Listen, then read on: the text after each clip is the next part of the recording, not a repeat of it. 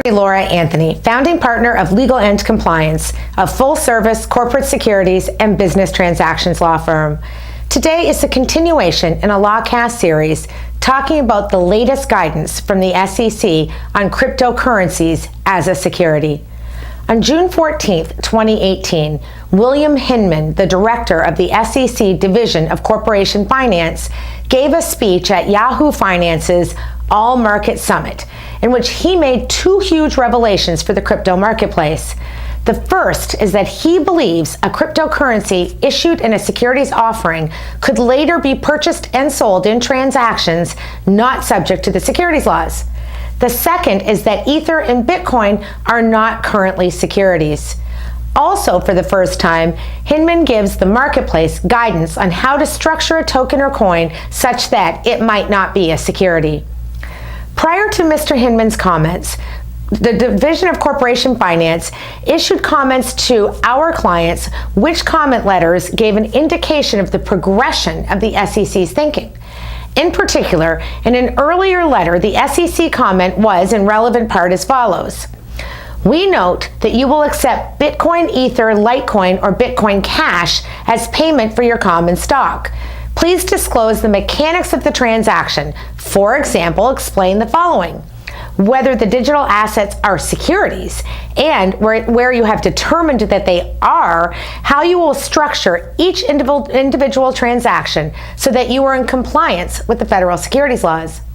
Disclose how long the company would typically hold these digital assets, some of which may be securities, before converting to US dollars. Include risk factor disclosure discussing the impact of holding such assets and or accepting this form of payment, including price volatility and liquidity risks, as well as risks related to the fragmentation, potential for manipulation, and general lack of regulation underlying these digital asset markets. And disclose how you will hold the digital assets that you may receive in this offering as payment in exchange for shares of your common stock. If you intend to act as custodian of these digital assets, some of which may be securities, please tell us whether you intend to register as a custodian with the state or federal regulators and the nature of the registration. The comment letter included many other points on cybersecurity, price volatility, risk factors, and other issues not related to whether the Bitcoin or Ether were a security. In a more recent comment letter for a different client, also offering tokens in a Regulation A offering and accepting Bitcoin and Ether as payment, the SEC did not issue any questions as to whether the Bitcoin or Ether were a security, but did include substantially the same questions related to cybersecurity, price volatility, risk factors, and other business points.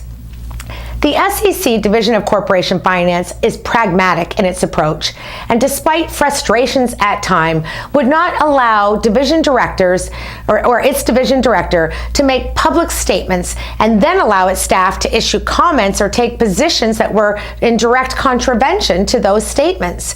Keep in mind also that the SEC no action letters technically do not set precedents or have any legal bearing outside of the parties to the letter, but they are regularly relied upon by the SEC and practitioners for guidance. Director Hinman's speech is the same thing. It can be relied upon for guidance. I'm securities attorney Laura Anthony, founding partner of Legal and Compliance and producer of LawCast. Should you have any questions about today's topic, please visit securitieslawblog.com and lawcast.com or contact me directly. Inquiries of a technical nature are always encouraged.